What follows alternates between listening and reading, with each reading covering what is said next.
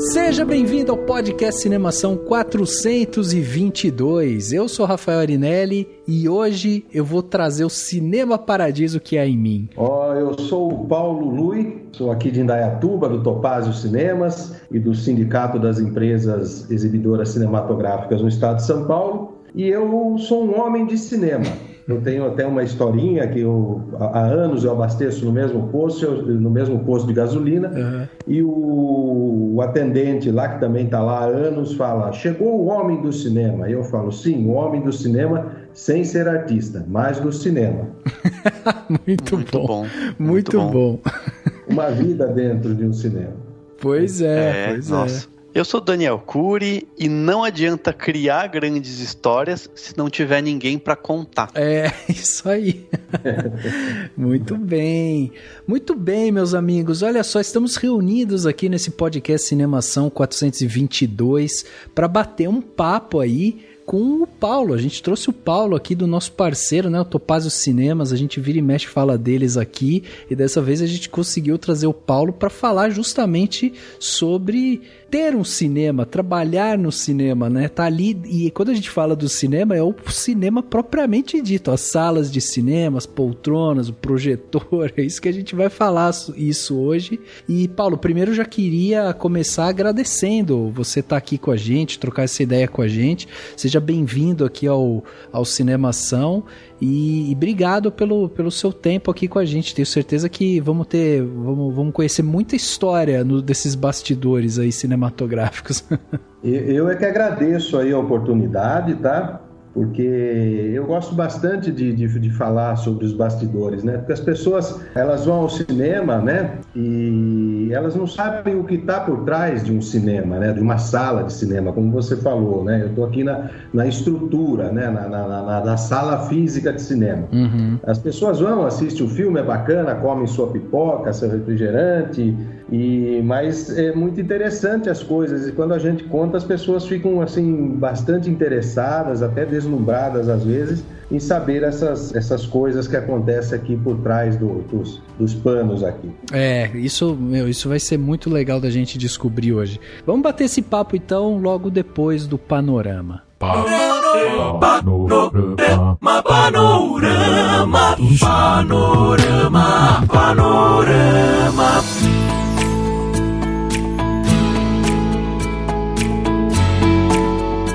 Fazia tempo que a gente não fazia aqui, né, profissão, e hoje promete, hein? Porque é um assunto muito legal aí para quem quer entender um pouco mais, né, de como os filmes são exibidos, né, toda a trajetória deles. E hoje é um podcast especial, né, Dan? Muito especial, ainda mais porque remete a uma coisa que tá ainda na saudade de muita gente, né? A gente sabe que os cinemas estão funcionando, mas tem gente que ainda não se sente segura para voltar. Então é gostoso falar desse assunto que todo mundo gosta tanto, né? Do ambiente do cinema, né? E vale ressaltar que o papo de hoje não é um jabá, tá? A gente tem parceria com o Topázio e tal, mas a ideia é justamente trazer aqui uma discussão para falar justamente sobre exibição, né? A profissão, né? Que tá ali por trás, quem que administra o cinema da sua cidade que vai lá e tal. Então hoje vocês vão ter uma noção muito clara também de como que os cinemas funcionam, né? E é claro, a gente é parceiro do Topázio, para quem é da região aqui do interior de São Paulo, de Indaiatuba, Itu, Sorocaba, aqui nessa região, e conhecer, porque vai ser a nossa base referencial aqui. Aliás, eu queria também ressaltar que a gente aqui já fez um podcast anterior, né, o 364, que é o Profissão Distribuidor, e eu acho que ele casa bem com o Profissão de hoje, porque você vai entender um pouco justamente do percurso que faz o filme pós a sua produção, né? Então, o filme finalizado, que caminho que ele faz? Então, ele vai pro distribuidor, que é esse podcast 364, e aí você depois escuta esse daqui de exibidor, então você vai ver exatamente, o filme acabou, ele vai para um distribuidor, o distribuidor ele faz o quê? Quais são as funções do distribuidor? Depois ele vai pro exibidor, o que o exibidor faz? Então você vai conseguir entender a cadeia toda. Essa ideia, inclusive, de gravar sobre o exibidor, a gente já tinha faz tempo, né? Assim, a gente já tava sempre com ela pensando, e dessa vez que deu certo de conversar com o Paulo, então, enfim, bem bacana isso também, que também dá tempo de maturar as ideias e tudo mais, as coisas acho que acontecem quando tem que acontecer. Exatamente. Bom, e o podcast do Cinemação, ele está disponível no nosso site, no cinemação.com.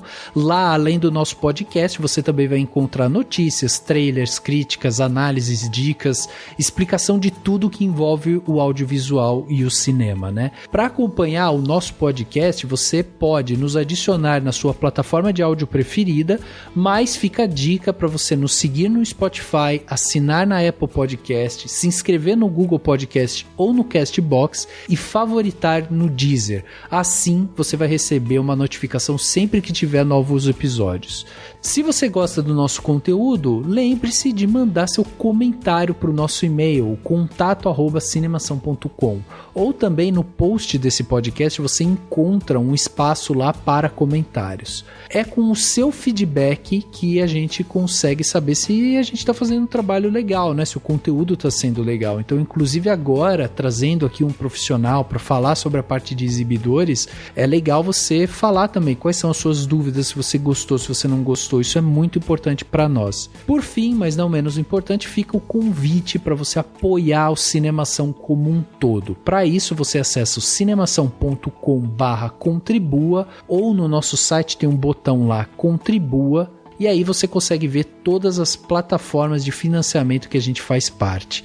Lá você também poderá ver quais são os nossos próximos passos, né? E para onde que esse dinheiro está sendo destinado. Então a gente deixa lá todos os nossos objetivos. Essa é uma forma. E a outra forma é também, se você quiser contribuir de uma forma única, nós estamos oferecendo aqui o Pix, né, do Cinemação, que é o nosso e-mail, contato@cinemação.com. Com esse Pix você faz a doação direta pra gente, não fica vinculado mensalmente nem nada assim, e você pode doar a quantia que achar necessária para ajudar o Cinemação. Vale ressaltar que toda contribuição é uma forma de incentivar e manter esse conteúdo aqui ativo, então se você gosta do nosso trabalho, considere sempre apoiar. E eu vou ler aqui o comentário do Thiago Alves, que comentou lá no episódio 420, que a gente falou sobre cringe, né, o consumo de filmes dos millennials e da geração Z. E ele fez um comentário muito maravilhoso, que foi o seguinte, ele falou assim: olá, Cinemação, vocês fazem parte da minha rotina há 1 ano. Comecei a ouvir podcasts ano passado, na quarentena, no começo sem seguir um em específico, somente buscando temas do meu interesse, e foi assim que eu descobri vocês. Geralmente eu escolho um podcast para ouvir enquanto faço faxina na casa e procurando por um que falasse sobre um dos meus atores favoritos, o Leonardo DiCaprio, encontrei vocês. E o curioso é que foi em uma segunda-feira e vocês haviam publicado no fim de semana, ou seja, estava fresquinho aquele conteúdo para eu me deleitar. E a partir de então vocês fazem parte da minha rotina, sigo no Spotify e não larguei mais. Maratonei os episódios anteriores e descobri o multiverso de vocês, como esse site cheio de artigos, críticas e dicas excelentes. Além de conteúdo e convidados de primeira qualidade, vocês apresentadores são muito talentosos, como profissionais e como seres humanos também. Quanta empatia, inteligência e sensibilidade para debater os mais diversos assuntos. Muito obrigado, né? Muito bom ler isso. Sobre o tema do podcast da semana, nunca liguei se achassem cringe, mesmo sem conhecer o termo até pouco tempo, ou não as minhas atitudes e gostos. Sou millennial raiz, digamos assim, mas sempre fui de seguir meu coração para eleger conteúdos que consumo, independente da opinião alheia. Vou de Xuxa a Cazuza, de Disney a filmes europeus, dependendo da vibe e do que me transporta para um lugar melhor. Cringe mesmo, no momento, todos deveriam achar o negacionismo, apoio ao governo genocida, não se vacinar, atacar a democracia, enfim, vergonhas alheias que estamos nos deparando diariamente. Sobre as novas vinhetas, ficaram perfeitas. O artista teve a sensibilidade de transformar em arte o espírito do podcast de vocês. Meu comentário provavelmente vai ser considerado cringe cringe pelo tamanho, mas estava há 1 ano no armário e precisava expressar minha admiração por vocês e meus eternos aplausos por conseguirem gerar conteúdos de qualidade no Brasil atualmente e em época de pandemia. Isso também é resistência da melhor qualidade. Grande abraço e que vocês ganhem o mundo. Então só não tenho nem palavras, eu só agradeço esse comentário do Thiago Alves, que eu achei sensacional, foi muito, muito gostoso ouvir essas palavras dele. O comentário é sensacional e fica também aí, né, a dica para as outras pessoas, que por favor, não se deixem ficar 1 ano sem falar com a gente, pô, a gente adora receber o contato de vocês, ainda mais nesse nível, né, então você aí que tá escutando a gente sempre com frequência, mande seu comentário também.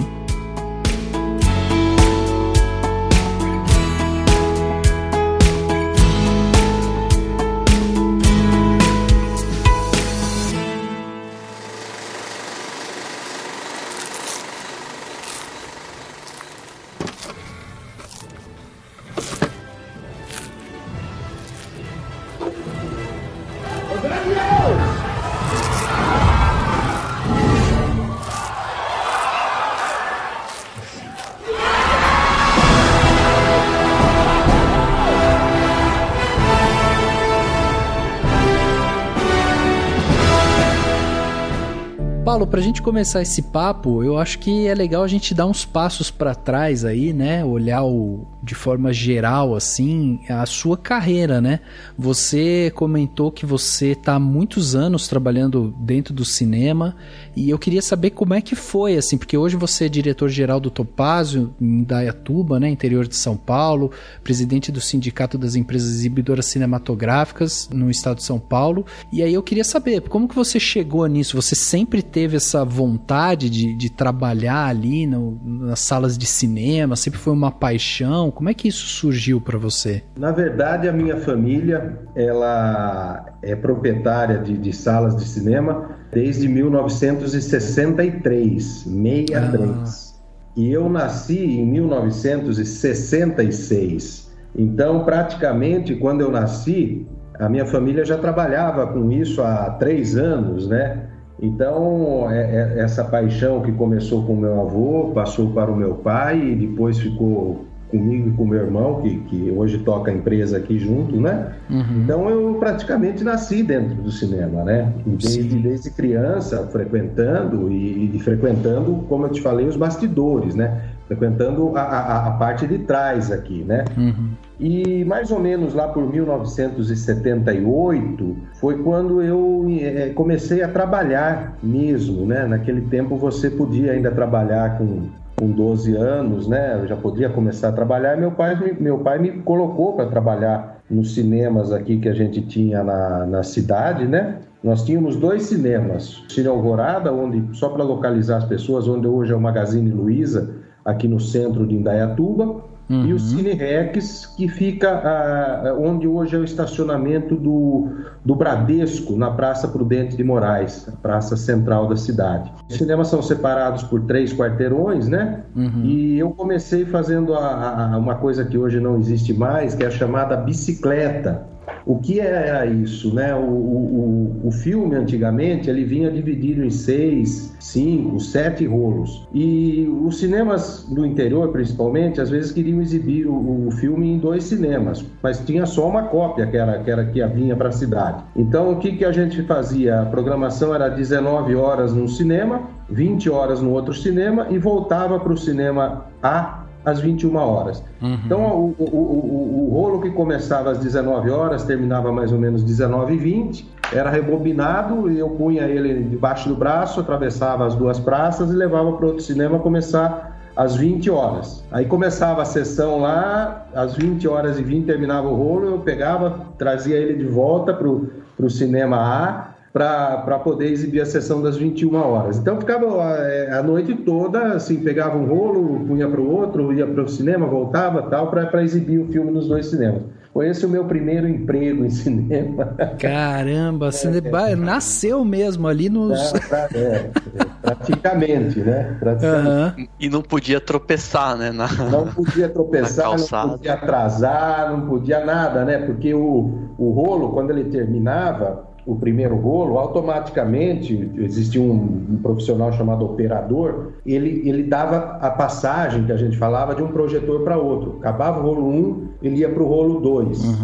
Então, eu tinha que estar com o rolo 2 lá logo que acabasse o rolo 1 e trazer de volta e assim por diante. Então, quantos rolos tivesse o filme, eu tinha que ficar fazendo essa peregrinação aí entre os cinemas, né?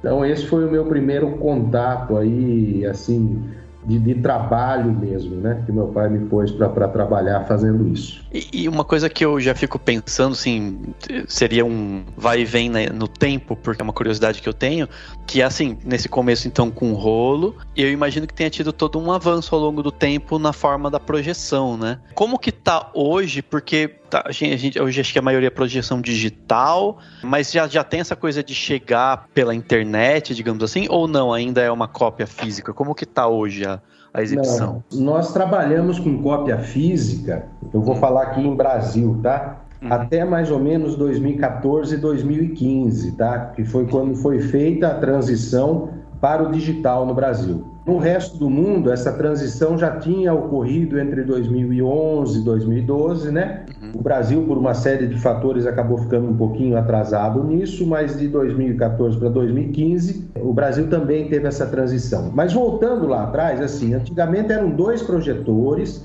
nessa época que eu falei para vocês, década de 70, 80, e cada um passava um rolinho de 20 minutos mais ou menos, né? E ficava passando. E a lanterna, o que dava a iluminação para exibir o filme, era uma espécie de um eletrodo que a gente chamava de carvão. É um eletrodo positivo e um negativo que eles se encostavam, faziam a chama ali. Então era uma coisa bem que ia gastando esse carvão. Por isso que você tinha que ficar trocando de projetor a cada 20 minutos. Depois veio a lâmpada xenon, que a gente fala. É uma lâmpada própria para projetor de gás xenon, que aí ele substituiu o carvão, você não precisava mais trocar esse carvão, esse eletrodo, então você tinha uma projeção contínua, aí os rolos eram, por exemplo, a gente fazia de 3 em 3, então só tinha uma passagem de projetor. Depois foi inventado um sistema chamado torre, e depois um outro chamado prato. A torre, os rolos ficavam todos na vertical, e o prato ficava na horizontal. Você emendava todos os rolos juntos. Então aí você já não tinha mais passagem de um projetor para outro. Você funcionava com apenas um projetor, o filme começava, ele ia passando, a lâmpada ficava 2, 3 horas acesa, né? E o filme ia passando sem passar de um projetor para outro. E isso foi até 2014, 2015, como eu falei. E aí veio a transição tecnológica. Esses projetores todos foram para a sucata, tá? Esses projetores, essas torres. A película acabou, né? A película que fazia o filme era o mesmo filme da fotografia, né? Como acabou isso, o cinema também precisou se transformar. E no começo, quando a gente começou com os projetores digitais, os filmes vinham numa espécie de HD externo. Eles vinham, você fazia o ingeste, que a gente fala, no projetor, né? O filme ficava armazenado ali e exibia. Agora, depois, com o tempo, o que aconteceu? Algumas empresas começaram a enviar o filme via satélite, tá? Então, aqui em Indaiatuba, por exemplo, nós somos um dos primeiros cinemas aqui do estado, quiçá do Brasil, que já nesse momento a gente fechou uma parceria com uma empresa de tecnologia que faz essas copiagens de filme e tal, e nós trouxemos as antenas, tá? Hoje a gente recebe os filmes via satélite, né? Eles são descarregados na madrugada, através de um satélite, eles ficam armazenados num computador que a gente chama de biblioteca, tá? E depois a gente distribui ele para a sala que a gente quiser. Hoje já tem também alguns lugares mais distantes que fica difícil o cara ir lá instalar a antena, porque depende de você pedir autorização para os shoppings para instalar a antena, o local, ela tem que estar num lugar onde ela esteja voltada para o satélite, não pode ter interferência. Então hoje já tem também alguma coisa de transmissão, de mandar o filme via internet. O problema é que aqui no Brasil a nossa internet ainda é sujeita a várias instabilidades, né? Então, assim, a gente ainda vai demorar mais um pouquinho aí para transmitir todos os filmes também via satélite, via internet, para quem quiser. E para quem já tem antena, já está sendo descarregado via satélite. Muito interessante. Legal. E assim, eu estava pensando, porque como você tá nesse mercado há muito tempo e tal, eu queria saber para você onde que foi o momento que você sentiu assim a maior mudança desse mercado. Pelo seguinte, eu imagino, né, que lá no começo as salas de cinema elas eram essas salas, né, na porta da rua ali, então a pessoa tinha bilheteria, entrava ali, comprava sua pipoca e tal. Depois os cinemas tiveram que se adaptar e ir para esses para os centros comerciais ali, os shoppings e tal, né, porque daí o povo já tava lá. E depois a gente tem essa mudança, inclusive de estrutura dos próprios cinemas, né, que passam daquela coisa meio plana, assim, né, salas um pouco mais planas, mas elas passam por quase um teatro, né, uma arena mesmo. E depois a gente tem essa parte digital. Então, assim, houveram muitas mudanças ao longo do tempo. Teve alguma, assim, que você sentiu mais impactante pro negócio em si? A mais desafiadora e a mais trabalhosa foi essa mudança da película para o digital, tá? Porque, só para a gente contextualizar, os cinemas, a partir de mais ou menos final da década de 80, os cinemas de rua foram perdendo seu glamour. Por quê? Muito porque, por causa da violência urbana, da degradação dos centros, né? A maioria do cinema ficava em centros de cidade, a degradação do centro, o desadensamento, nem sei se existe essa palavra, hein? Mas eu acho que existe. As pessoas saíram do centro e foram morar nas periferias, em bairros, em condomínios. Então o centro perdeu aquela viçosidade que ele tinha, né? Principalmente à noite, ficou perigoso e coincidiu com o boom dos shopping centers, né? E os cinemas foram para o shopping center. A princípio com 2 ou 3 salas, uma sala, né? E a partir de 1997 tem uma mudança grande nisso, quando a primeira empresa estrangeira de cinema chega no Brasil, que é a Cinemark, e ela vem com esse modelo multiplex de várias salas, 4, 5, 6, 7, 8, 10 salas, um complexo único, né, com uma só bomboniere, uma só bilheteria, e 5, 6, 7, 8, 9, 10 salas distribuídas, um corredor que você distribuía as salas.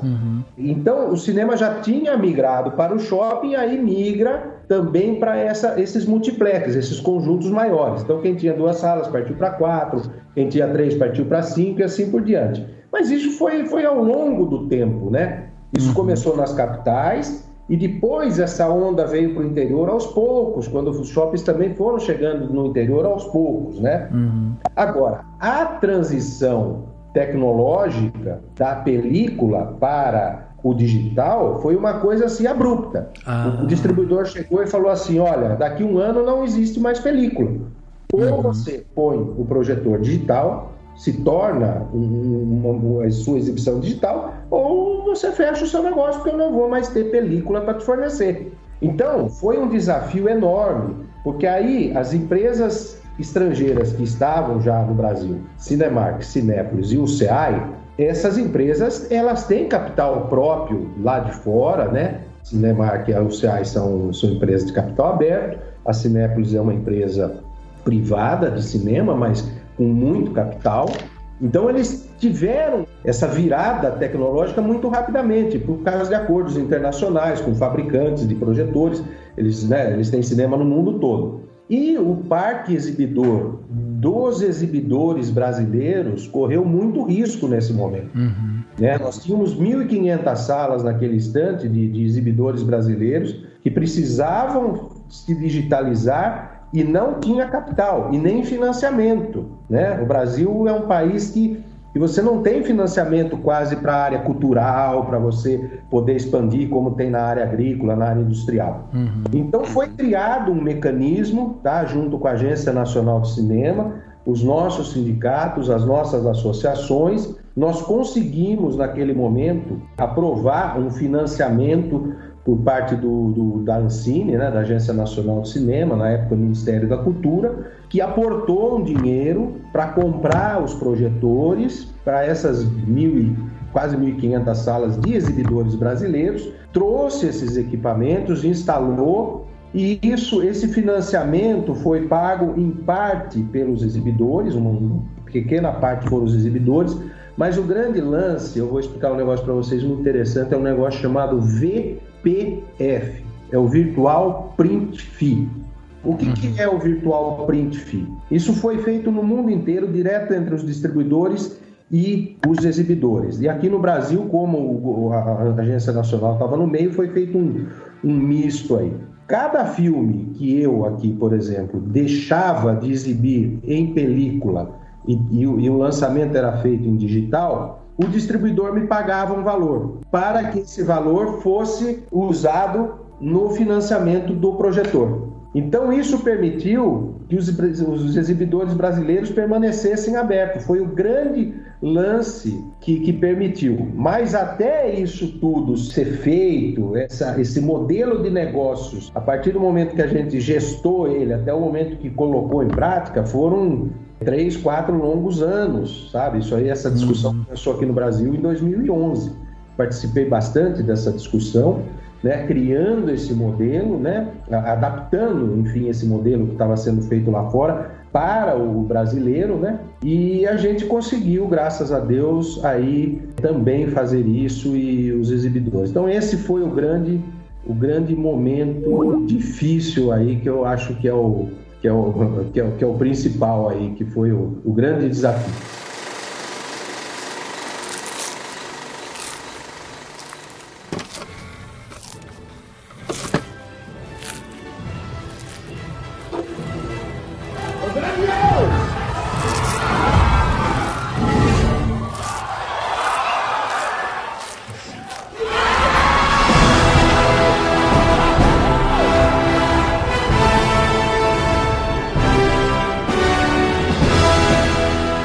Interessante, porque você falando sobre isso, a minha primeira ideia teria sido que o grande desafio teria sido a mudança estrutural, sabe? De a gente vai ter que sair desse cinema de rua para ir para os centros comerciais e tal, mas essa explicação sobre o tempo, né, que leva de você ir se adaptando faz muito sentido. E aí, no caso, o gargalo vira a tecnologia, porque você tem que investir num aparelho tipo super tecnológico. Cada aparelho, para você ter uma ideia, a média de custo de cada projetor naquela ocasião estava em torno de 100, 120 mil dólares. Nossa! Por projetor, por sala. Então você pega um circuito de 200 salas, o cara precisa de 20 milhões de cara, né? Caraca! Então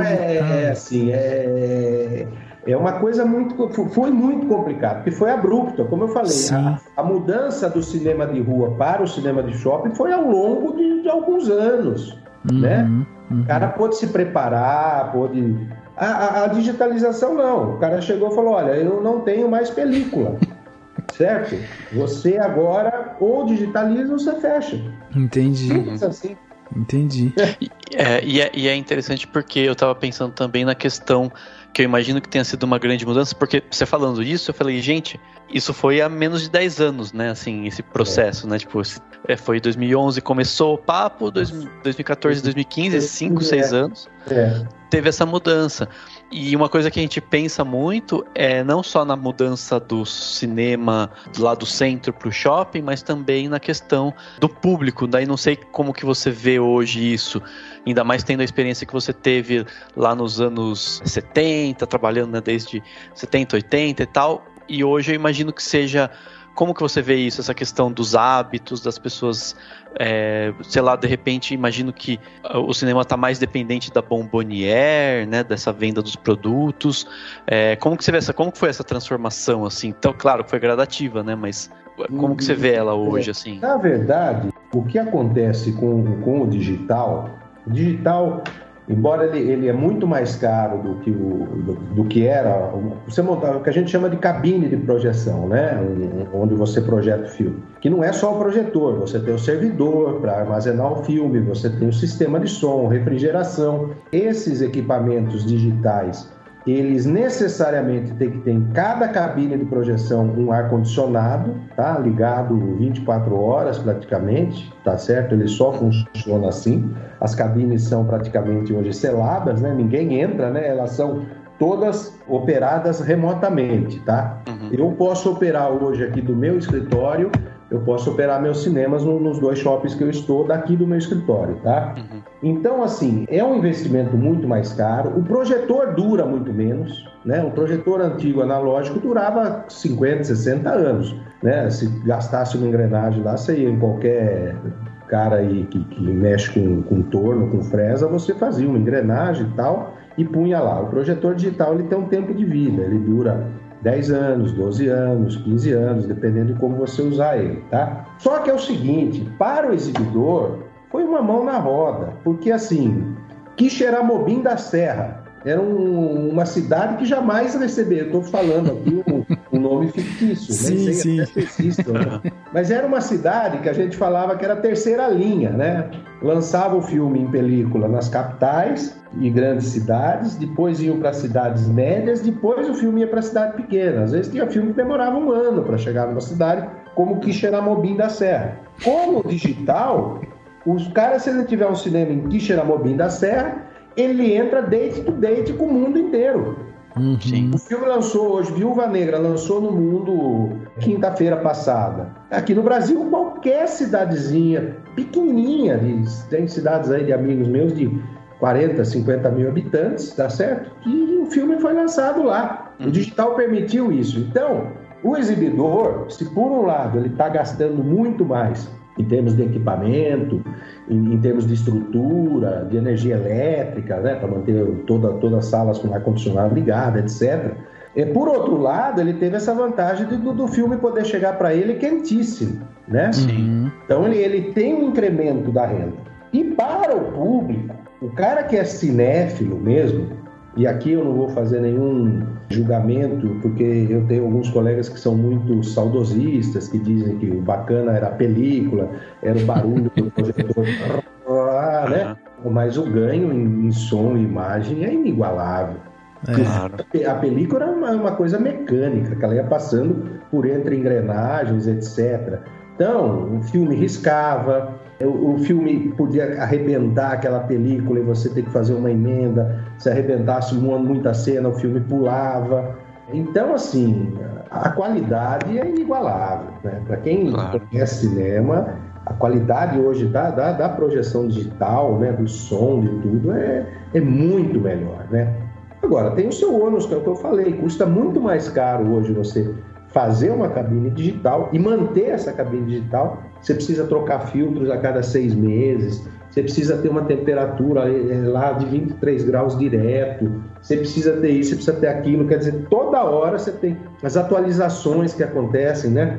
Hoje nós somos ligados a um NOC, né? NOC Operation Center, que assim, o cara manda lá, o fabricante lá nos Estados Unidos fala, olha, eu tenho uma atualização, é que nem computador, eu tenho uma atualização no projetor aí, então você tem que ficar com aquilo ligado 24 horas na rede, o cara poder, ó, ter uma atualização do software lá, pá, vai, entendeu? Então você tem, daqui a pouco vem uma atualização de placa, você precisa comprar uma placa nova, quer dizer, ficou muito mais caro a operação. Nesse sentido, você precisou também se preocupar com a estrutura física das salas, porque além disso que a gente falou, né, que as salas se modificaram, ganharam essa inclinação e tal, de um certo ponto a gente pode até falar assim, elas encurtaram o tamanho delas, né, em questão de comprimento e tal, mas a gente pode falar que elas ganharam em largura, porque daí os filmes começaram a vir em wide e tal, né? Teve que fazer essa adaptação, esse pensamento também, ou hoje, tipo, as telas que estão ali, elas... Porque às vezes você tá assistindo o filme e você consegue ver, né, a margem aparecendo assim em cima e tal. Na verdade, nós aqui, os nossos complexos, eles são relativamente novos, né? O Jaraguá é de 2001, né? Então é um complexo de 20 anos, quando nós somos um dos primeiros multiplex também a ser instalado no país, junto com o Plaza de Itu, que inaugurou mais ou menos nessa época. E aí já estava essa estrutura em stadium que a gente fala, né? Como se fosse um campo de futebol, né? São as arquibancadas. Então, o Jaraguá já foi construído assim, depois o Polo lá também foi construído assim, tá certo? E aí sim, o Jaraguá ele tem uma configuração ainda um pouquinho mais antiga, que como você falou, as salas são mais compridas, E o Polo não, ele já tem uma estrutura diferente, uma configuração diferente. As salas são mais largas e mais curtas. Por que isso? Porque você consegue ter telas maiores, ter definição melhor, né? Não que no Jaraguá a gente não tenha, ou nas salas um pouquinho mais compridas você não tem, porque hoje você tem projetores próprios para isso, né? Mas a configuração para a pessoa assistir mudou bastante, né? Porque as telas, se você pega hoje uma foto de super cinemas antigos, é interessante você ver, o cinema é enorme e a telinha pequenininha lá na frente, que era o que tinha, né? Se é hoje, numa estrutura daquela, você metia uma tela do tamanho de uma espaçonave, né? Sim. Só que você não tinha, na ocasião, o projetor e a lente que fizesse aquela abertura. Então, tudo foi um processo de modernização, entendeu? Tudo foi acompanhando, né? Sim. Entendi.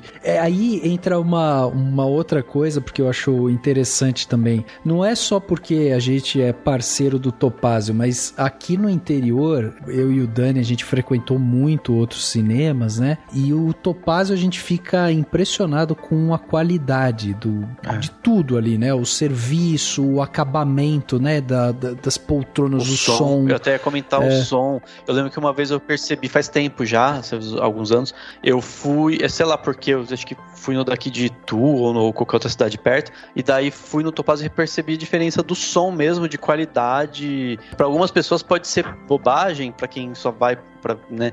Mas pra gente que gosta muito é muito bacana, assim, como você vê que com o som mais nítido, mais bonito, né? Exatamente. E isso era uma questão que eu ia te perguntar também.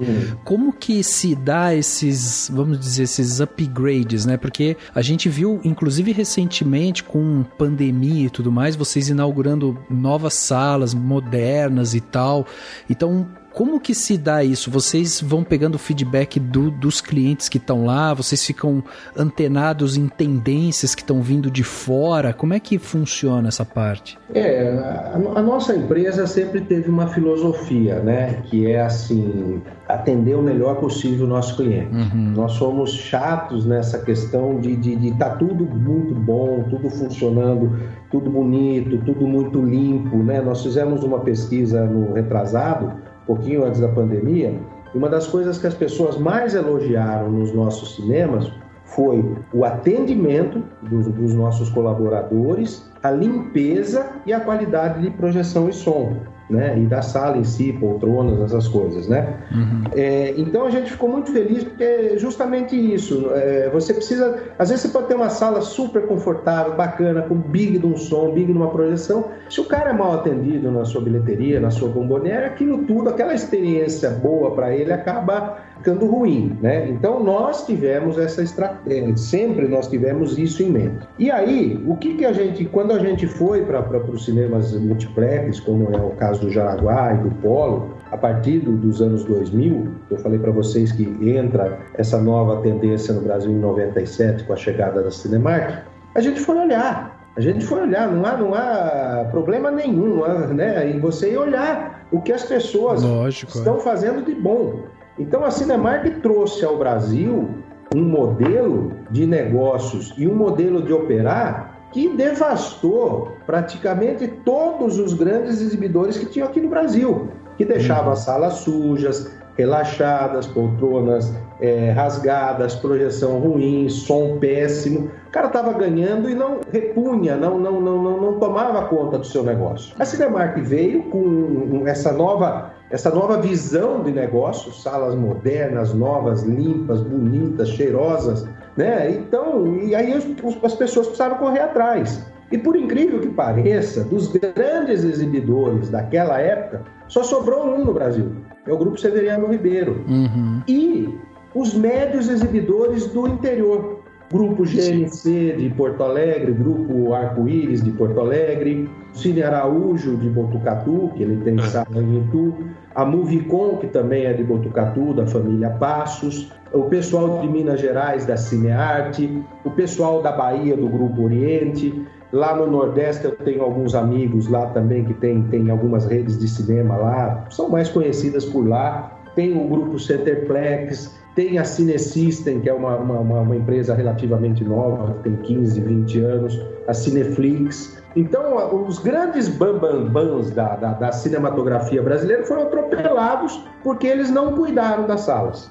E hoje eu falo com toda a certeza do mundo, inclusive porque eu contei para vocês, o Brasil foi o último país praticamente a fazer a transição tecnológica.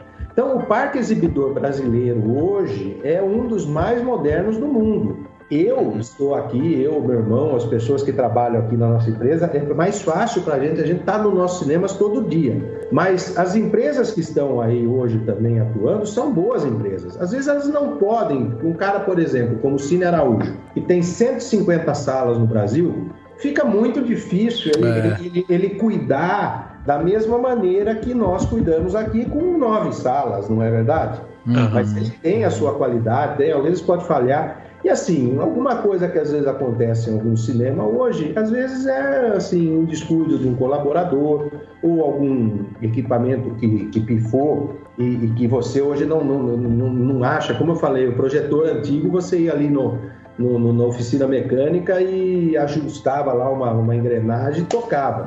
O digital não, às vezes você precisa esperar uma peça, precisa esperar alguma coisa, né?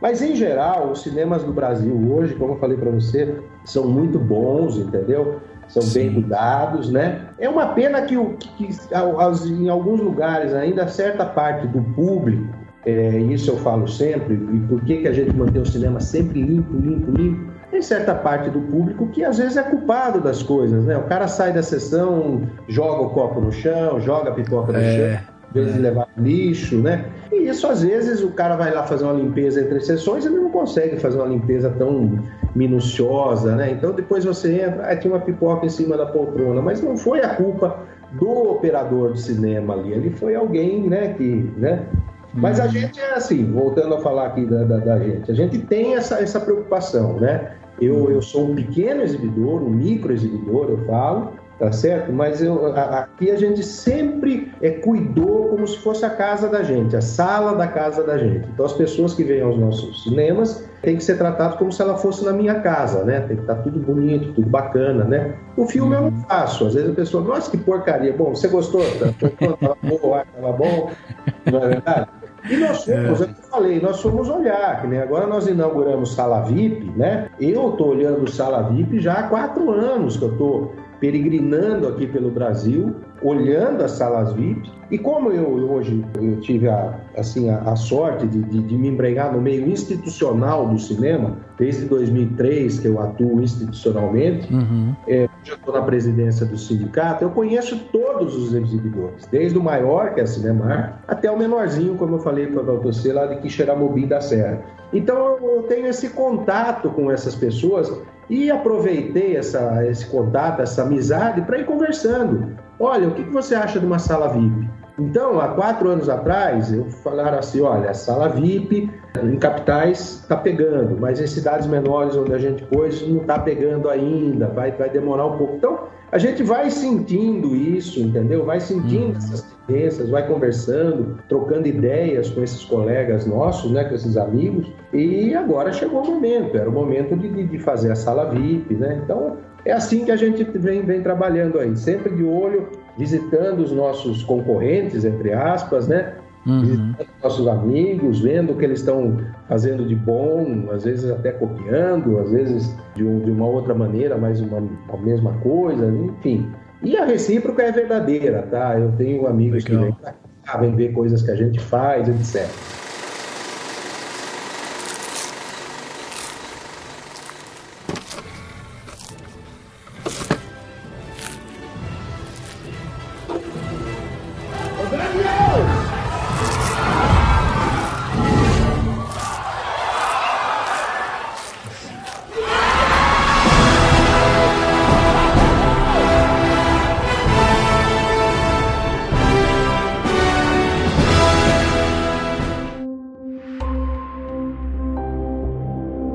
Você estava falando da preocupação, né, com qualidade, em termos de limpeza, projeção e tal, mas uma coisa que a gente já comentou até algumas vezes aqui no Cinemação mesmo, enfim, eu queria que você falasse, que é essa coisa de se preocupar também com o que vai ser exibido, né, porque tem-se a ideia, e a gente vê muito isso, que cidade do interior acaba tendo cinemas que só passam os blockbusters, só passam filmes muito comerciais, e acaba ficando para as capitais o filme mais cult ou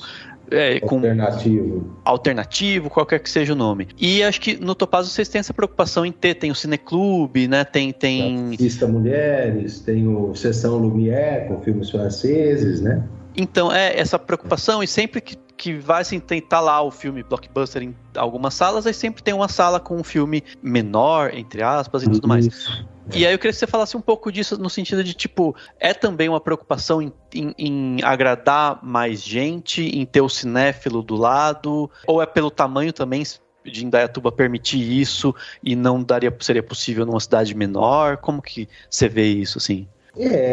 De novo, isso foi uma coisa que veio do meu pai, tá? Que hoje eu com meu irmão continuamos. O meu pai sempre quis ter diversidade, exibir de tudo, tá? Eu me lembro o tempo que tinha um cinema aqui, onde era esse que eu falei aqui, onde era o Magazine Luiza, que eu fazia aquela bicicleta com outro cinema da outra praça. Então tinha os dias que exibia filme pornográfico, era sexta e terça.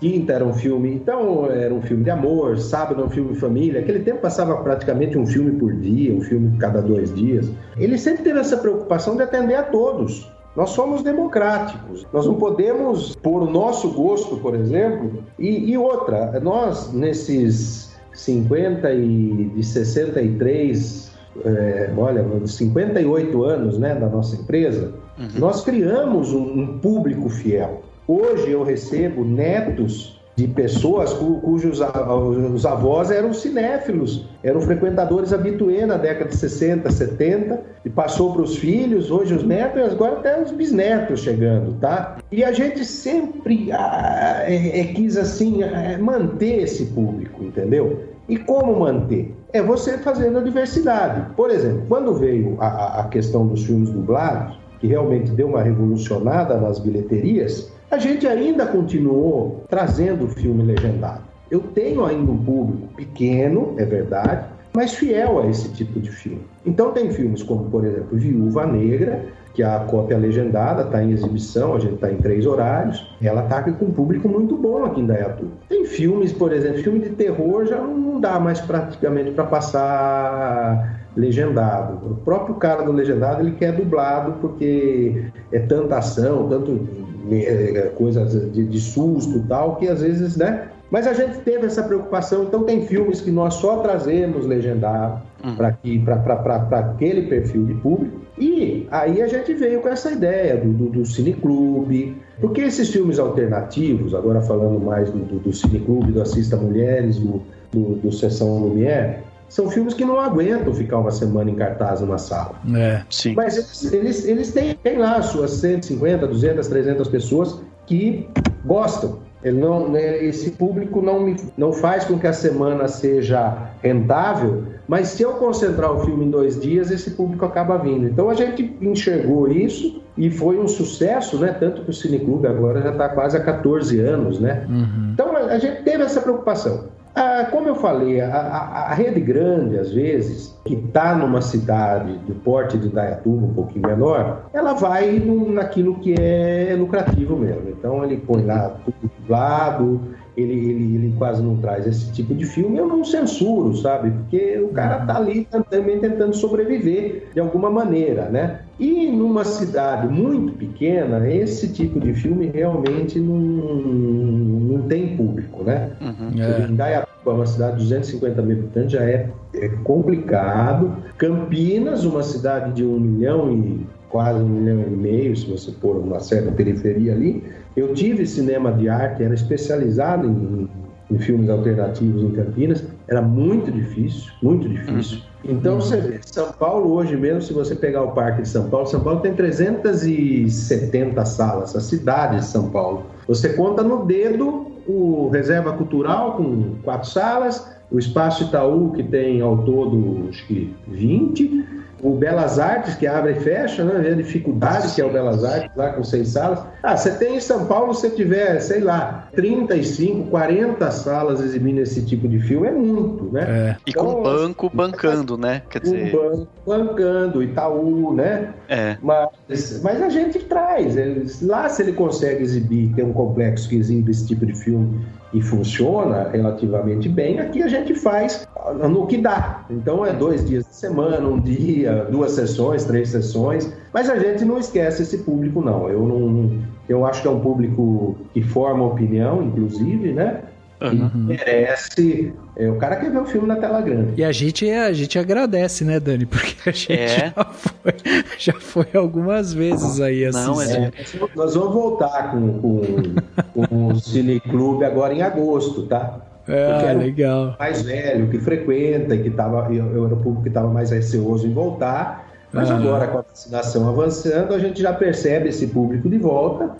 E então nós vamos voltar com essas sessões alternativas a partir de agosto. Que legal. E aí, deixa eu te perguntar uma outra coisa que é um pouco mais prática, assim, porque a gente tem aqui, né, a galera que ouve a gente gosta de estudar cinema, gosta de entender, né, o mercado cinematográfico. E aí eu acho legal da gente explicar um pouco quase um passo a passo do que é feito, porque a gente tem, né, toda a parte de produção, então as produtoras vão lá, produzem seus filmes e tal, e em um determinado momento isso daí tá pronto para ser exibido. Como que isso chega até você? Como que você escolhe quais são os filmes que vão realmente ser exibido ou não?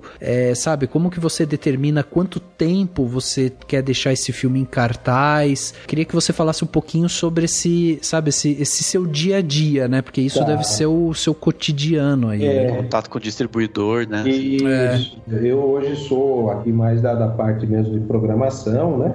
Eu que faço toda essa parte. Então, o que acontece é que você tem distribuidores. Você tem as majors, né? Que são os estúdios de Hollywood aqui no Brasil, eles têm escritório, né? Então, a Disney, que comprou a Fox, né? São 6 grandes estúdios no mundo, né? Disney, Fox, Paramount, Universal, Warner Bros, Sony Columbia. A Sony tinha comprado a antiga Columbia. A Disney comprou a Fox. Então, hoje, os filmes da Fox são distribuídos num único escritório aqui no Brasil. A Warner Bros distribui agora no Brasil os filmes da Universal. A Universal fechou o escritório dela para cinema aqui no Brasil e a Warner Bros está fazendo essa distribuição. A Sony tem um escritório próprio e a Paramount tem um escritório próprio. Então eu falo com 4 escritórios representando 6 estúdios mundiais aí. Aí existem alguns distribuidores independentes. Paris Filmes é a maior delas, né? Inclusive tem praticamente 90% do share dos filmes nacionais. Ele tem uma parceria com a Downtown Filmes e eles produzem muitos filmes brasileiros e distribuem. Você tem a Imagem Filmes, você tem a Diamond e você tem a California Filmes, tá? Esses são os independentes menores que trazem um ou outro filme, às vezes, que não é um filme de estúdio lá nos Estados Unidos ou na Europa, né? E eles trazem para o Brasil. Então, a minha rotina é falar com esses caras. Todos esses distribuidores, eles têm um calendário de lançamentos, né? Então, a gente pega assim o calendário.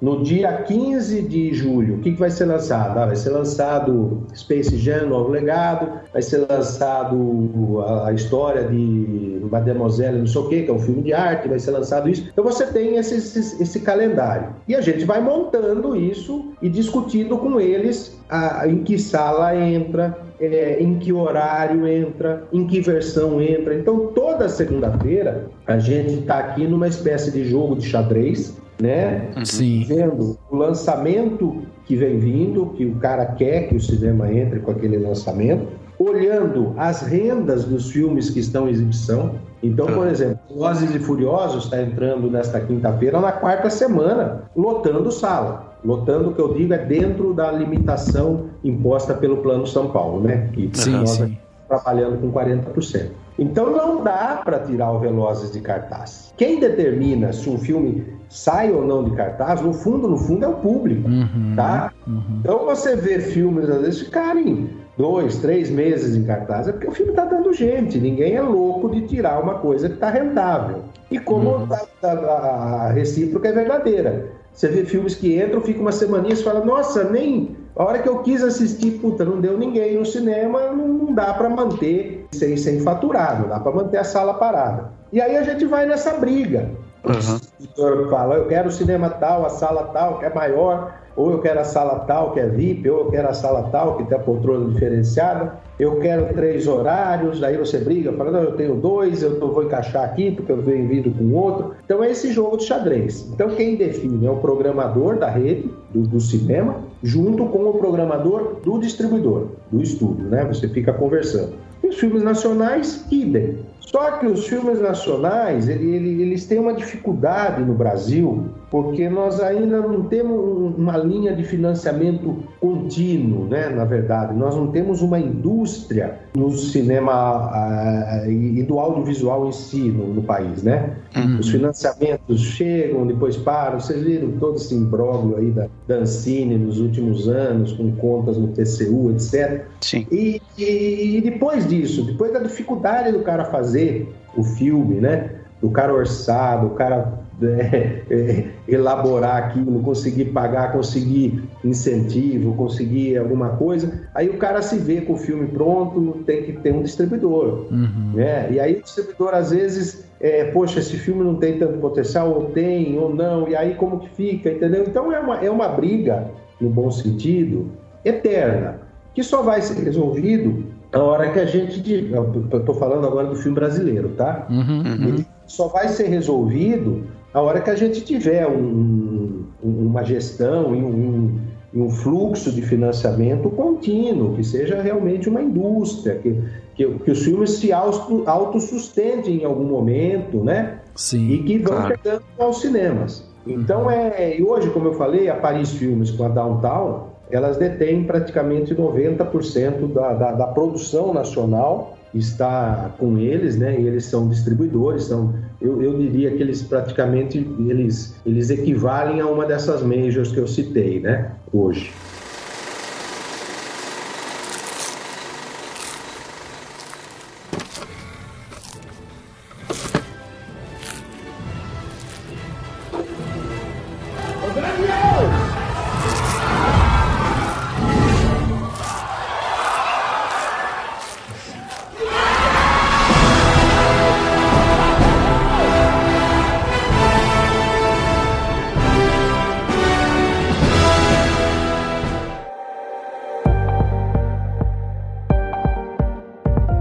Acho até que vale ressaltar que a gente tem um episódio aqui do podcast, o 364, que a gente fez um Profissão Distribuidora. A gente trouxe o Gabriel Gurman aqui, que é CEO da Galeria Distribuidora. Isso, ele era da Paris Filmes. Isso, era da Paris Filmes. E aí foi um papo muito legal. Acho que vale a pena, quem quiser entender mais o mercado, né? Você passa pelo distribuidor, depois escuta esse papo aqui, vai ficar bem interessante, ou vice-versa, né? Como que tá hoje, ou se tá, acho que tá sem, né, a famosa cota de tela, né? Tá sem. Hoje tá sem. Porque imagino que tem também essa coisa, quando tinha cota de tela, de você ter que falar, não, mas eu preciso manter filme nacional agora, né? Isso. Entrava no jogo de xadrez, né? A cota de tela, eu faço parte da Câmara Técnica da Ancine, que discute a cota de tela desde acho que 2004, 2005. Então, eu participo muito dessas discussões aí. A cota de tela sempre foi uma coisa muito polêmica, de muita briga entre o produtor, entre o distribuidor, entre o exibidor. O produtor fala que o exibidor é o inimigo do cinema brasileiro, que o exibidor não dá espaço para filme. É uns discursos, às vezes, de alguns antigos, que não cola mais, né? Como eu falei, quem define quanto tempo o filme fica em cartaz é o público, né? Nós tivemos aí o último filme do Paulo Gustavo, né? Do saudoso Paulo Gustavo, o Minha Mãe é uma Peça 3, que não saía de cartaz, né? Combinado. Estreou no Natal de 2019, né? E se não fosse a pandemia fechar os cinemas, tinha cinema exibindo o filme até abril. Então, assim, e vários outros sucessos. Foram filmes que dialogaram com o público, né? Que tiveram, assim, falou, o público respondeu e boa. E tem outros que, infelizmente, não dialoga com o público. Não dialoga com o público de uma cidade pequena, por exemplo, não é verdade? Mas dialoga com o público de uma capital, de uma cidade que tenha universidades, etc. Então eu sempre fui defensor que a cota ela não tinha que ser assim, simplesmente, olha, Paulo, você tem que passar aí no Shopping Jaraguá, a minha cota de tela era 196 dias por ano no Shopping Jaraguá e 280 dias de filme nacional no Polo Shopping, tá? E aí, é um número, o cara estimou lá e assim, e tá aí, tem 180 filmes sendo feitos, lançados no país, só que desses 180, 5, 6 dialogam com um público do meu cinema. Outros 15, 20 dialogam com o público do outro cinema. E um monte de filme não dialogou e não teve espaço e entrou e foi moído, né? Porque hoje, infelizmente, as coisas custam caro, então não dá para você ficar brincando.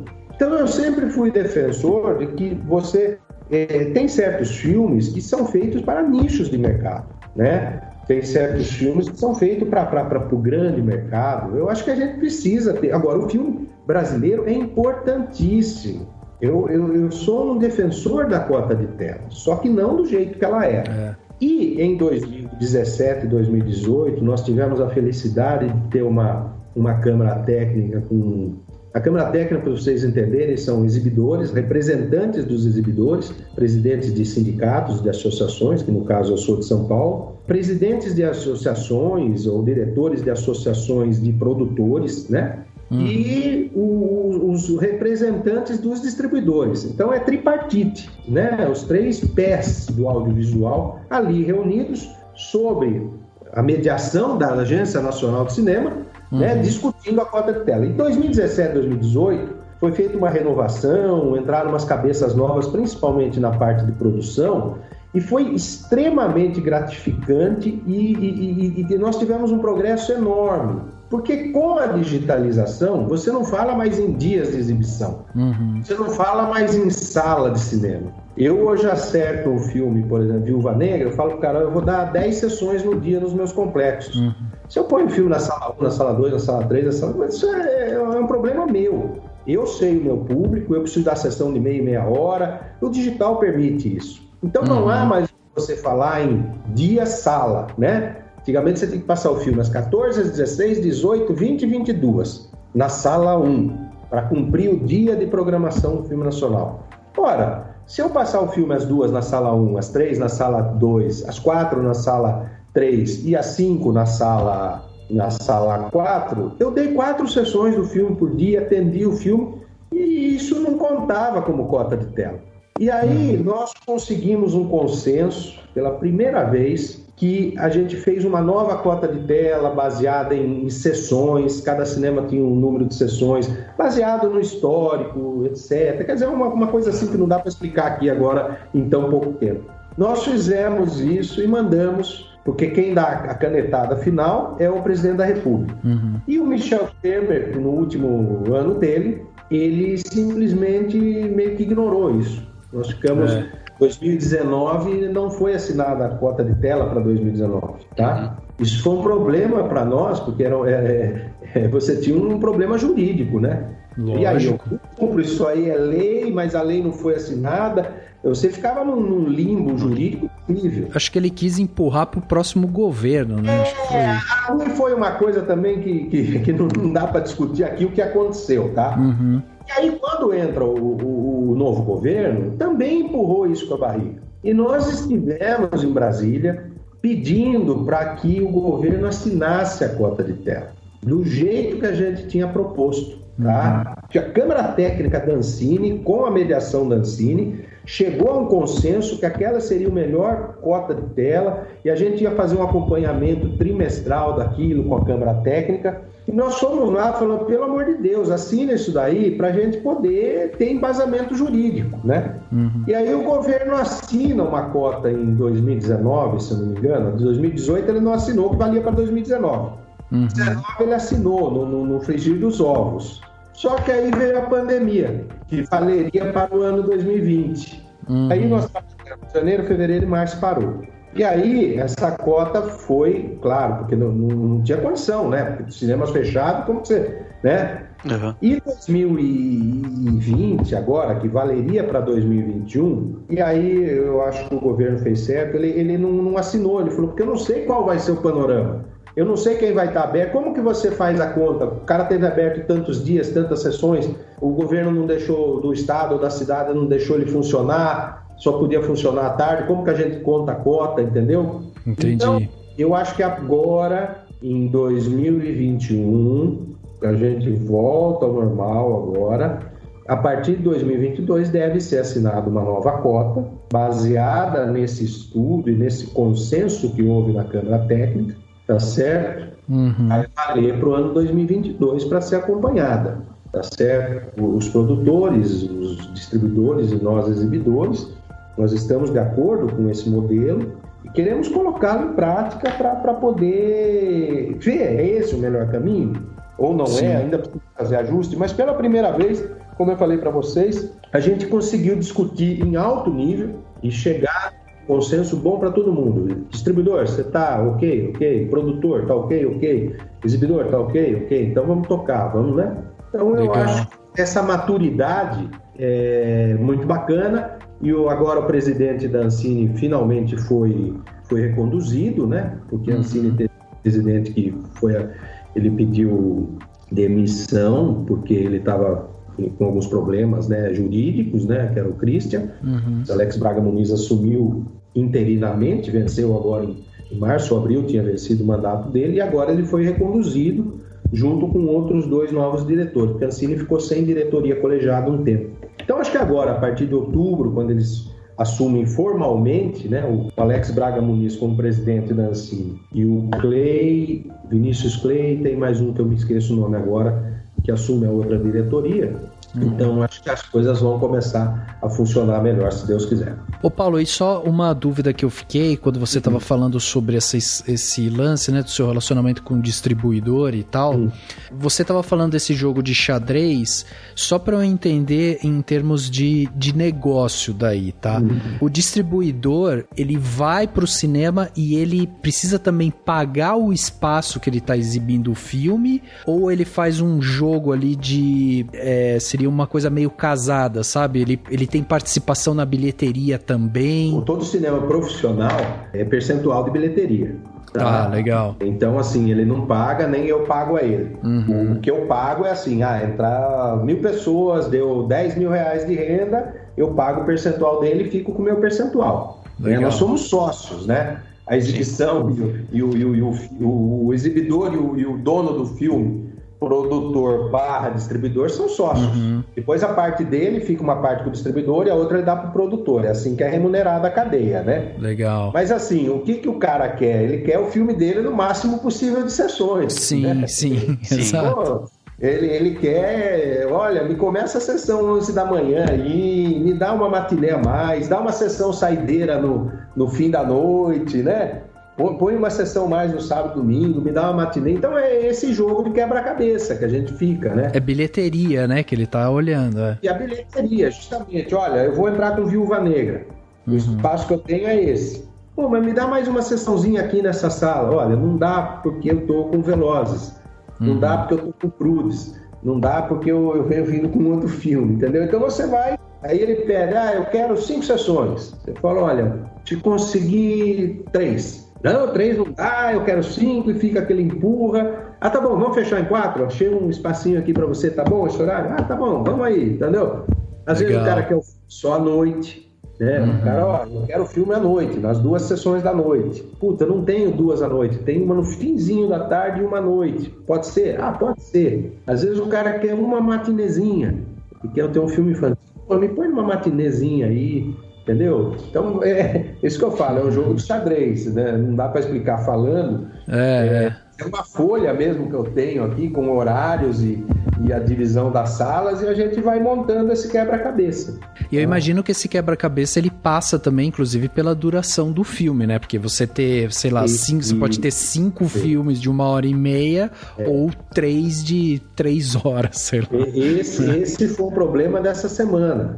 Os 2 principais filmes da semana, que são Velozes e Furiosos, vindo muito forte, e a Viúva Negra, que estreou muito forte, eu tenho que o intervalo que eu dou entre sessões para poder limpar a sala, e hoje tem essa questão da higienização com aquele aspersor, né, de desinfecção, etc., eu preciso ter um intervalo maior. Então, esses 2 filmes, por exemplo, eu estou dando um intervalo de 3 horas, 3 horas e 5, 3 horas e 10.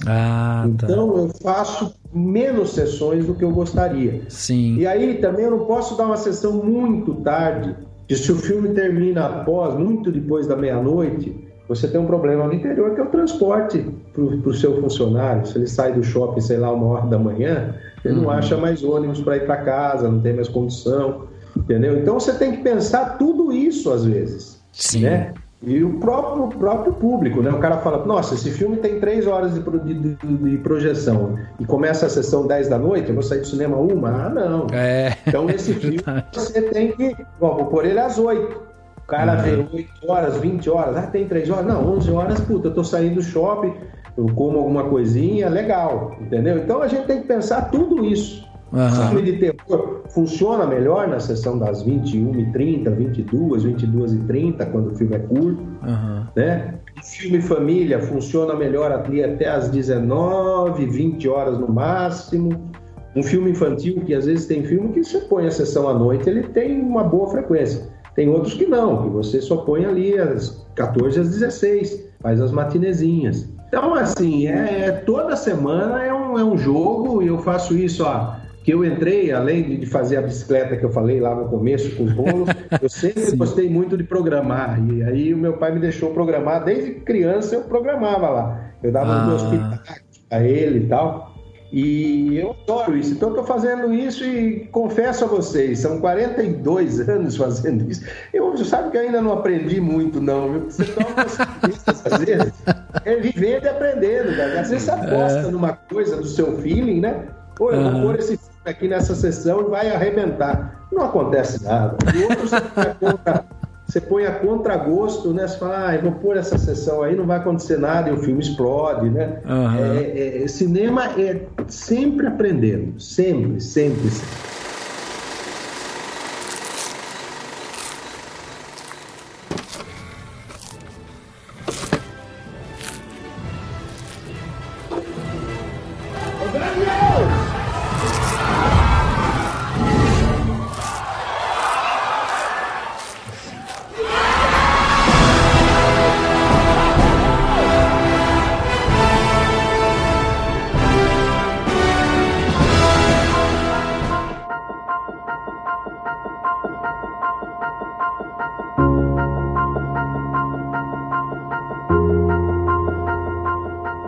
Além disso, você tem também o seu relacionamento com o próprio shopping, né? Porque, como você falou, vou colocar um filme às 11, o filme vai acabar à 1. O shopping também não vai no seu pé lá e falar assim, não dá pra você deixar a gente rodando aqui no shopping a 1h, já tá tudo fechado, vou ter que deixar mais segurança aqui, estacionamento, né? Pré-estreia, né? Deve ser interessante também, aquelas meia-noite. Mas justamente, você tem que às vezes avisá-los, olha, vai ter um filme aí que eu preciso dar uma sessão às 10, né? E o filme vai terminar à 00:30, o filme é longa-metragem, tudo bem? Tudo bem. Então você também tem que estar... Quando vai fazer uma pré-estreia à 00:30, tem todo um esquema especial, né? Que não é fácil. Vamos combinar, né? O cara deixar um shopping trabalhando, uma equipe de segurança, de estacionamento, uma saída de uma sessão 3h30 da manhã, é muito complicado, né? Pois é. Então, assim, também tem esse relacionamento aí, né?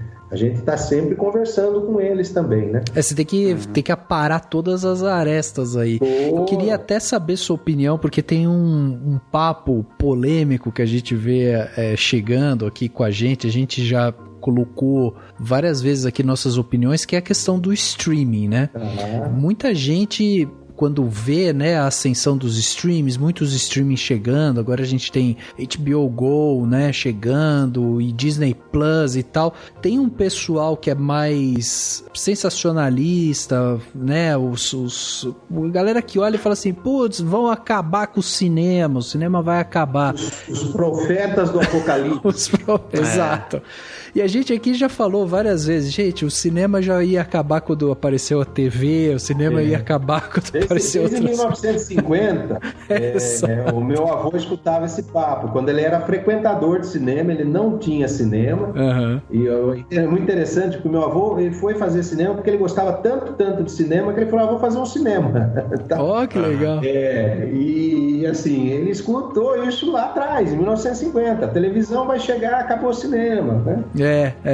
E qual que é a sua sensação? Você tem essa sensação também que há um exagero, ou você enxerga isso até como uma revitalização? Porque uma das coisas que as pessoas falam é que o que pode acontecer é que esses streamings acabem de alguma forma absorvendo nessas grandes redes. Então, por exemplo, a Netflix comprar o Cinemark, por exemplo, entendeu?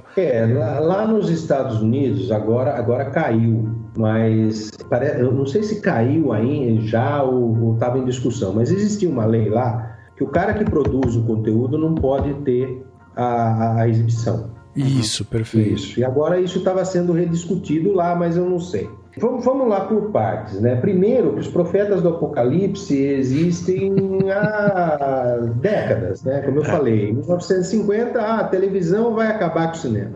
Não acabou. Aí não, agora a televisão colorida, hein? Televisão colorida agora, em 1970, agora é o prego no caixão. Não acabou. Aí veio, essa sim eu acho que foi o maior desafio e a maior coisa que impactou os cinemas, foi o videocassete. Uhum. E você não tinha, você queria assistir filme, era no cinema ou depois de 3, 4 anos na TV aberta. Na década de 80, quando o videocassete chega, ele foi um divisor de águas, porque você podia... 3 meses depois, 4 meses depois, 5 meses depois, você podia pegar o filme, levar para tua casa e assistir na tua casa. Uhum. E esse sim foi o momento mais terrível que o cinema viveu. Ele coincidiu, que eu falei para vocês lá atrás, com a mudança de estrutura do cinema saindo das ruas e indo para os shoppings. Então você vê violência urbana, falta de estacionamento, as pessoas saindo dos centros, os cinemas cada vez mais vazios, as empresas também não cuidavam dos cinemas. E você tem tudo isso aliado à chegada do videocassete, do home video, vamos falar. Esse foi o momento mais difícil, tanto é que nós tínhamos, na década de 70, 3.500 salas no Brasil. Nós chegamos a menos de 1.000 salas, 900 salas em 1989, quando o Collor entrou, lembra? Acho que saímos para menos de 1.000 salas. Tá? Então foi esse momento que eu falei para vocês que coincidiu tudo isso. A partir dali, você tem uma nova leva de pessoas curtindo cinema, e você tem uma coisa que o vídeo acabou trazendo para o cinema, mais pessoas falando de filmes, mais pessoas que nunca se interessaram por filme, de repente começaram a falar de filme. Nossa, eu assisti um filme, pô, que bacana, então tem cinema.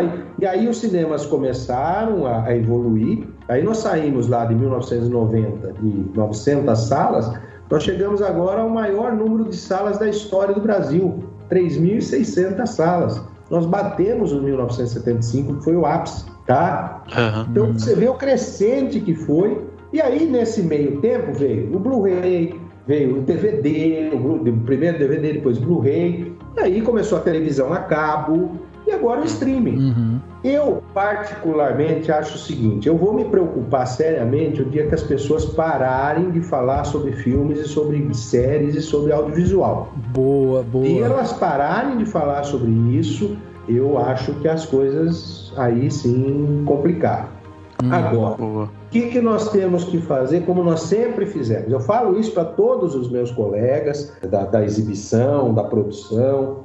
Eu acho que a gente tem que se adaptando. Você vai se adaptando. O cinema, ele deixou de ser aquele espetáculo da massa, né? Cinemas de 2.000 lugares, uma acústica meio, né, chinfrim, não sei o quê. Ele começou a ter salas menores, extremamente confortáveis, com big num som, uma big projeção, com uma pipoca gourmet, com um refrigerante, com um doce e tal. Agora as salas com as poltronas diferenciadas, as salas VIP, o atendimento, a nossa sala VIP, por exemplo, aqui, você não precisa passar pela bombonière. Você faz a sua compra, ou uma pessoa vai te levar na sala.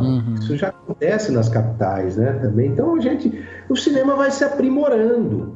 É claro que, claro, eu não sou inocente a dizer, não, você acha que não vai perder público. Às vezes você perde uma certa fatia do público, né? Sim. Vai na casa dele lá, ele assiste o filme, o cara acaba se acomodando, né? Sim. Mas falar disso no meio de uma pandemia é ilógico. É lógico que o cara vai ficar na casa dele. É lógico que o cara lançar um filme no streaming vai dar gente.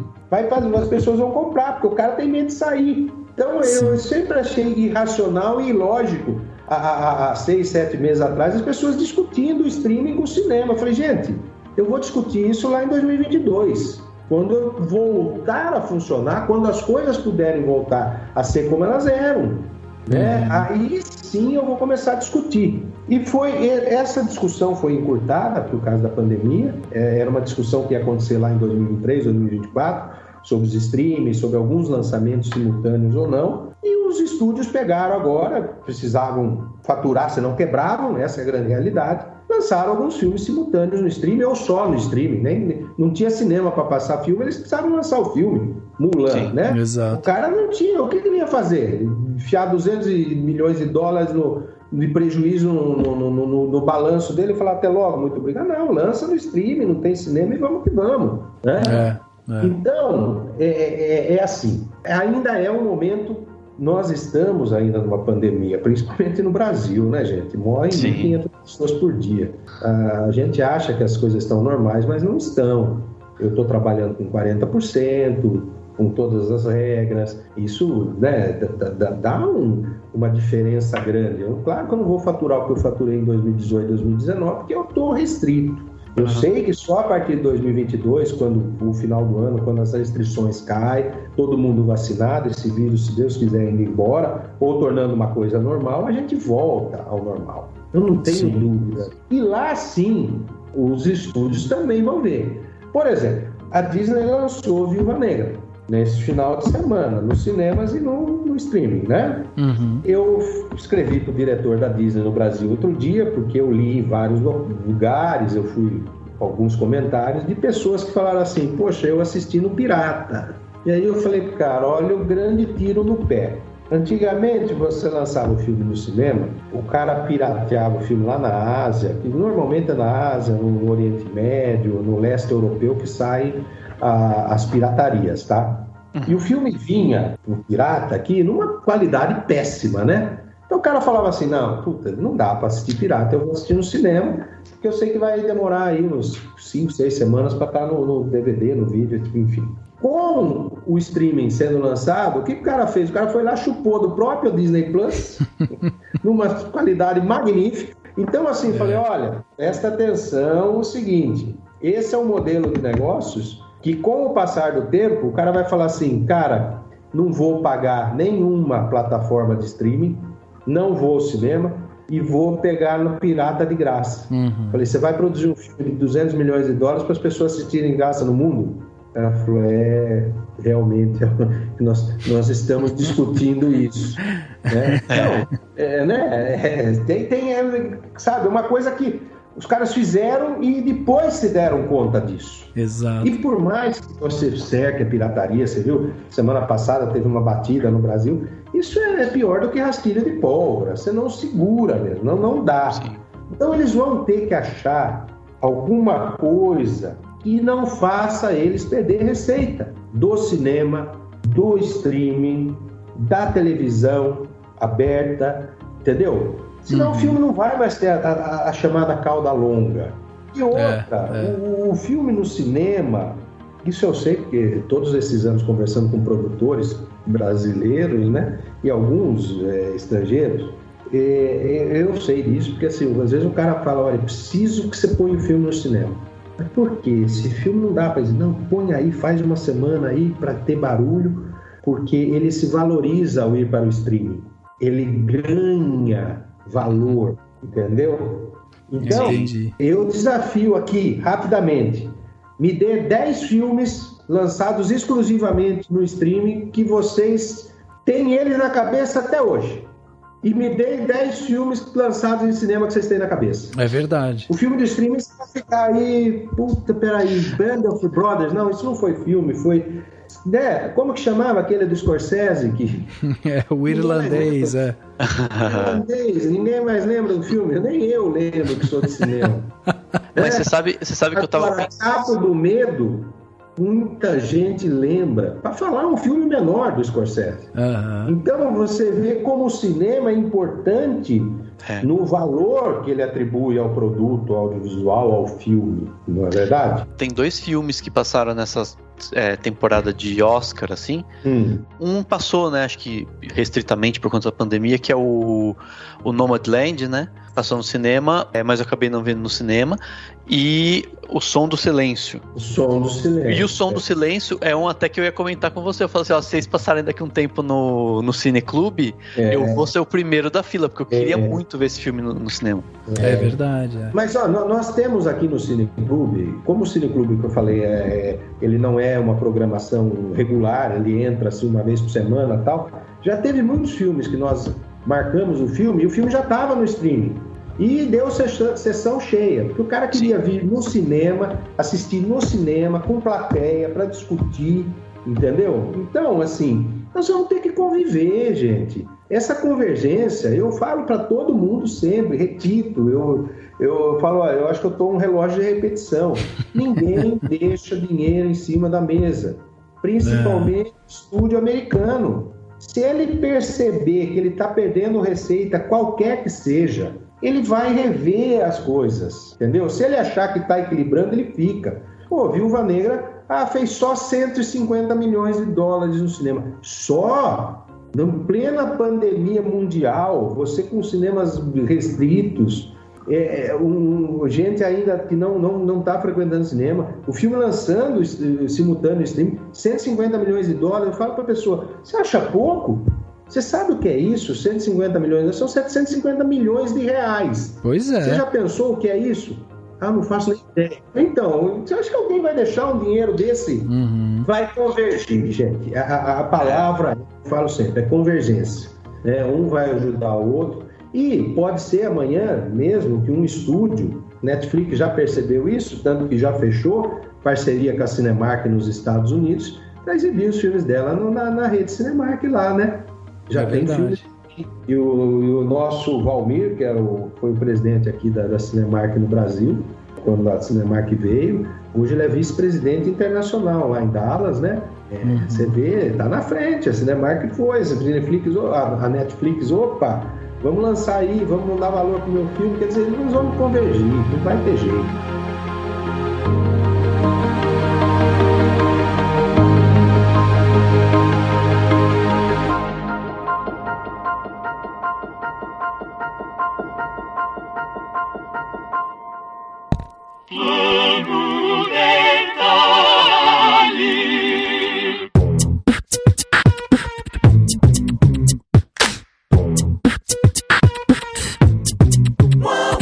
Detalhe da semana, aquele momento aqui do podcast onde a gente dá aquela dica para você ouvinte, para você aproveitar melhor a sua semana. Dessa vez eu vou começar aqui com o plano detalhe. Eu trouxe 2 dicas aqui para vocês, ouvintes. A primeira é a seguinte, tem um canal no YouTube chamado Face Runner, que é para quem gosta de mexer com Photoshop, gosta de cartaz de filmes, por exemplo.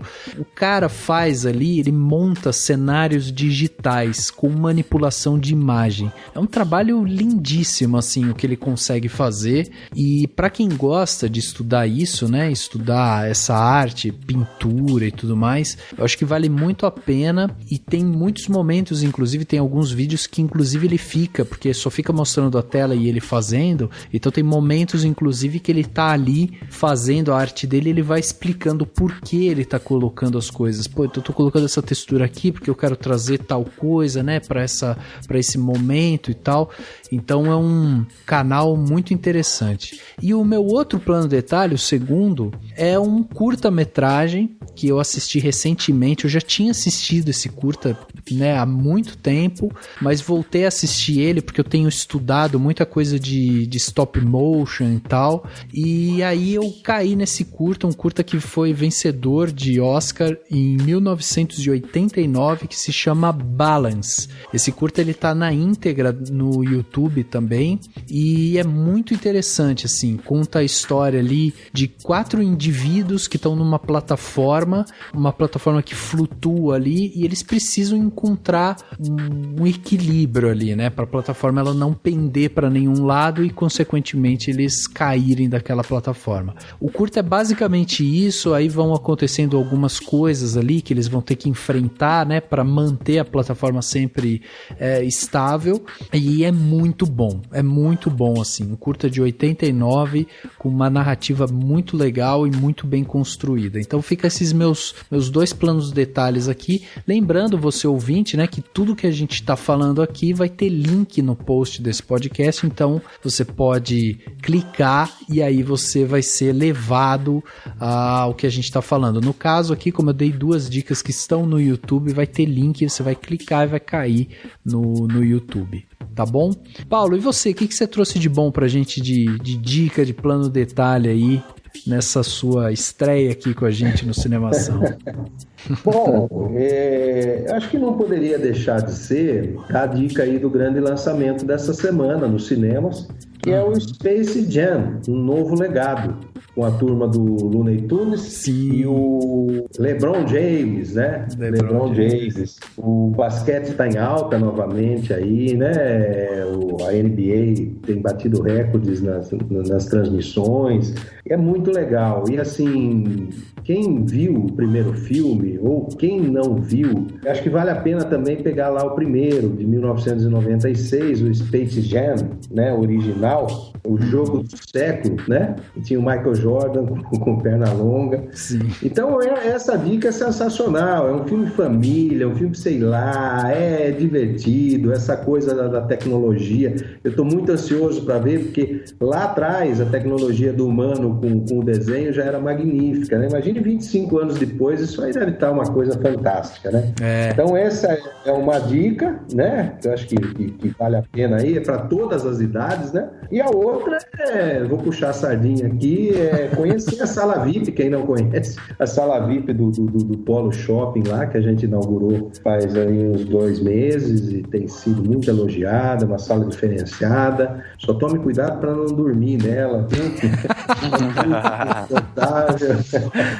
Tem amigos que falam, eu vou lá, acabei dormindo, mas brincadeiras à parte, a gente está muito contente, muito orgulhoso de ter trazido uma sala dessa aqui para Indaiatuba, né? Uhum. É isso aí, são essas 2 dicas aí. Já teve que mandar alguém acordar a pessoa lá depois que o filme acabou e a pessoa ficou para trás lá, Paulo? Não? Olha, você sabe que lá eu ainda não tive notícias, mas isso não é coisa difícil em cinema não, viu? Já tivemos várias e várias vezes. O cara às vezes dorme no filme, termina a sessão, todo mundo... E o gozado mais interessante é que as pessoas saem e ninguém mexe no cara. Ninguém mexe.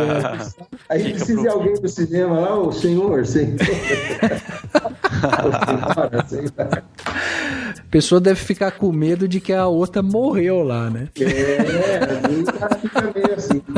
Nós tivemos um caso uma vez no Cine Alvorada, no nosso cinema do centro aqui. O meu tio, ele acabou ficando dentro do cinema, terminou a sessão, ficou dentro do cinema. O cinema fechou, foram todo mundo embora. A sorte é que o meu avô, na época, morava na praça em frente. Foi lá abrir pra ele lá, mas acabou ficando dentro do cinema. Ele ficou, fecharam ele. Não sei se ele dormiu, eu não me lembro. Ele era garoto ainda, eu acho que eu nem tinha nascido. Ou tava nas fraldas ainda. ainda, entendeu? E fechou o cinema com a pessoa lá. Olha só que barato. Tem muita história. Cinema, o dia que vocês quiserem fazer um podcast de histórias aí, a gente tem muitas. Nossa, vamos ter que fazer, vou ter que fazer esse repeteco, pois é. Dani, vamos fechar o plano detalhe? Vamos, eu tava com um pouco de receio de dar esse plano detalhe aqui, falei assim, nossa, depois do Paulo falar da sala de cinema, mas como ele falou de coexistir, né, da importância de coexistir, eu vou indicar um filme que estreou no streaming, né, que é um filme muito bom, que foi o First Cow, né, a primeira vaca acho que o título brasileiro tá First Cow, a primeira vaca da América, que tá passando lá na MUBI.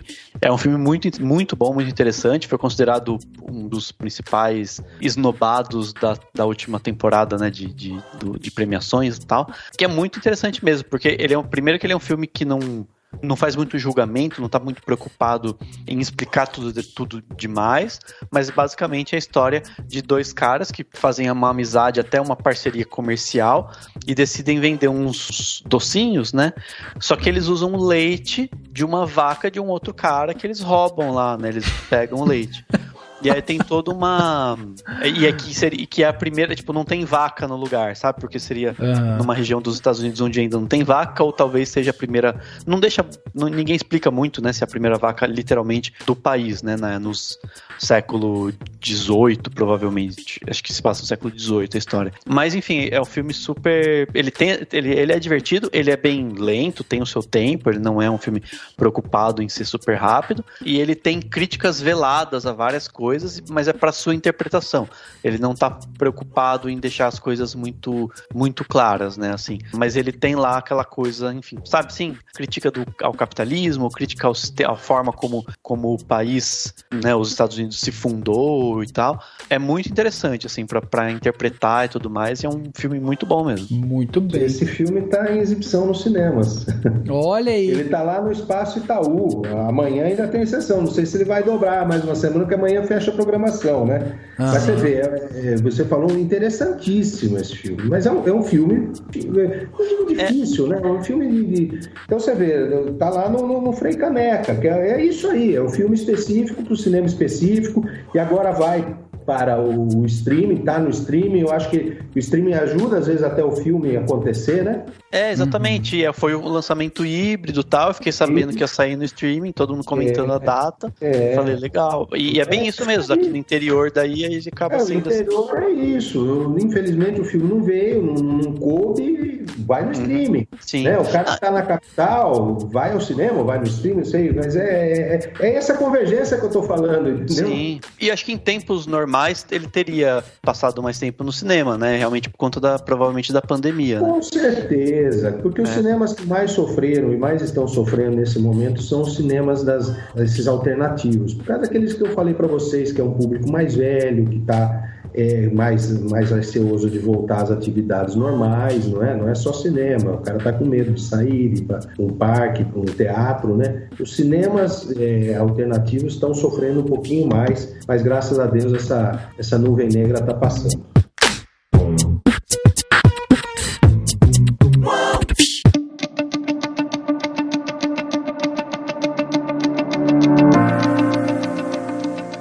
Chegando aqui no final desse podcast Cinemação 422, tivemos aqui o prazer, a honra de conversar aqui com o Paulo, que nos ensinou tanto, uma aula hoje aqui, foi incrível. Paulo, muito obrigado mais uma vez pela sua presença aqui com a gente, por trazer tanta coisa legal aí, tenho certeza que o nosso público vai gostar, e queria que você deixasse aí, né, site, enfim, como que a galera encontra, né, o Topázio, quem tá fora de São Paulo, fora de Indaiatuba, quer ir pra lá, como é que faz, né, os meios de contato de vocês estão em todas as redes sociais, né? Sim, estamos em todas as redes, né, o nosso site é www.topaziocinemas, o Topázio com Z, cinemas no plural, .com.br. Lá você tem a aba de contato, né? Você pode fazer um contato aqui com o nosso pessoal, pedir alguma informação, dica, sugestão, a gente, né, está sempre aberto. Principalmente na coisa do Cineclube, a gente sempre recebe sugestões de pessoas, né? E estamos nas redes também, Facebook, Instagram, né? E aqui em Indaiatuba, no Shopping Jaraguá, aqui no centro da cidade, são 4 salas. E no Polo Shopping, que fica ali na rodovia Campinas-Itu, você tem ali o Polo Shopping, nós temos 5 salas lá, inclusive onde tem a nova sala VIP. Será um prazer receber, tá certo? E estamos aqui sempre à disposição de vocês. Eu gosto bastante de falar do cinema, como eu falei, acho que até falei demais. Não, foi ótimo. Gosto de falar desses bastidores, porque são coisas que as pessoas às vezes não conhecem. Depois que conhecem, elas vão ao cinema dando mais valor ao cinema, né? Elas não vão simplesmente para ver um filme, elas falam, nossa, isso aqui tem toda uma estrutura, tem toda uma história, toda uma luta, e tem gente trabalhando por trás, né? Muitas pessoas. Nós hoje empregamos praticamente 50 pessoas, né? Então, o cinema é tudo isso, é uma atividade. Aliás, toda atividade cultural é uma atividade empresarial, né? As pessoas às vezes não dão valor para as coisas da cultura. O cara vai num bar, tem lá um músico tocando lá um violão e tem um couvert artístico, o cara acha ruim de pagar um couvert artístico. É o trabalho daquele cara, ele tá ali para entreter você, para te dar momentos de alegria, né? Então, a cultura é muito vilipendiada nesse país. Eu acho que a gente precisa começar a aproveitar que as coisas estão mudando, né? E tirar esse preconceito das pessoas, as pessoas valorizarem um pouco mais todas as artes, toda a manifestação cultural. Esse é o recado. Muito bom. Muito obrigado novamente, Paulo. Foi um prazer ter você aqui. Prazer foi meu. Dani, obrigado também por mais um papo sensacional. Mais um papo sensacional. Espero que todo mundo goste, que todo mundo comente o que achou da entrevista, do bate-papo, do podcast. Manda dúvidas, né? Mande dúvidas, de repente no Repeteco a gente monta a lista de perguntas, né? Só as ordens. Maravilha. E é isso. Para todo mundo que está ouvindo o podcast Cinemação, muito obrigado e até semana que vem. É isso aí. O podcast Cinemação 422 fica por aqui e a gente se vê no próximo.